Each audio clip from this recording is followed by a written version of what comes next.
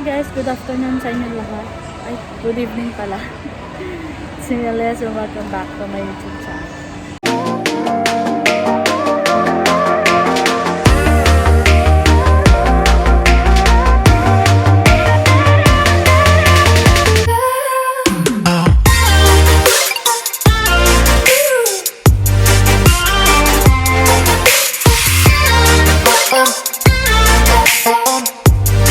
So for today's video, as you can see, nandito tayo sa SM Mall. So dito sa Puerto Princesa, Palawan. Ayan. So first time na mag-vlog ako dito sa labas. So this is the first time na talagang sa tanang buhay ko talagang ngayon ako nakapag-vlog. And naiilang talaga ako.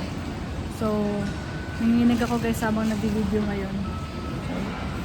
Naisipan ko, since ako naman mag-isa ngayon, ayan, why not diba mag-video? No, kaya lang baka ayan. So wala akong naisip na content, wala akong na maisip kasi puro lang ako dito lakad ng lakad. Syempre ito yung kasing mall na ito yung isa sa pinaka malawak na mall dito sa Puerto Princesa. Kasi sa Robinson, kumbaga okay naman siya, kaya lang mas prefer ko talaga dito, lalo na pag magva-vlog ka, ganun. So sa pakapalan na lang talaga guys na mukha to.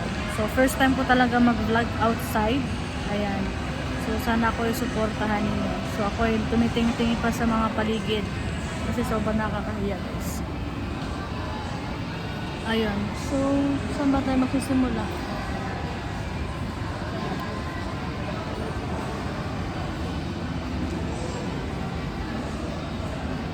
Nahiya ako magsalita. May dumaan kasi dalawang magjowa guys. Ayun sila. So nahiya talaga ako. So papasok tayo sa loob.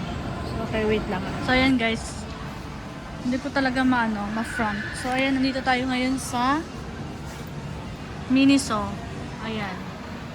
Miniso. Sa Miniso tayo ngayon guys. Ayan, papasok na tayo dito sa kanilang store. So first time ko talaga magba-vlog. So ayan siya.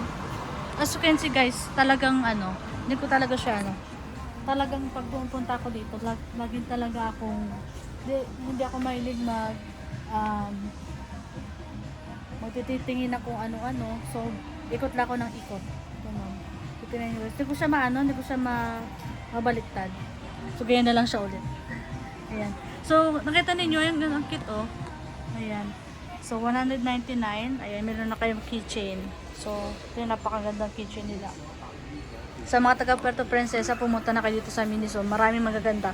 Marami din silang mga toys for kids. Ayan. Marami din silang toys for kids, guys. Ayan. So, ito guys, itong mga toys na to ha, in fairness, ngayon ko lang siya nakita. Kasi talagang, pag pumupunta ako dito guys, more on talaga sa mga bagsak ko pumupunta. Ayan. Pasensya na kayo kapag nag-explain ako, hindi ko nakaharap sa inyo. So, ayan siya guys, yung mga toys nila dito. Ayan. First time ko lang talaga ito nakita dito. Kasi nakaraan talaga nung pumunta ako dito guys. Harap ko lang. Nakaraan kasi nung pumunta ako dito. Nakaraan pumunta ako dito is wala talaga mga toys. Ayan siya. Kahit ako sa inyo, mga bags. Ayan. Mga pagayan siya dyan guys.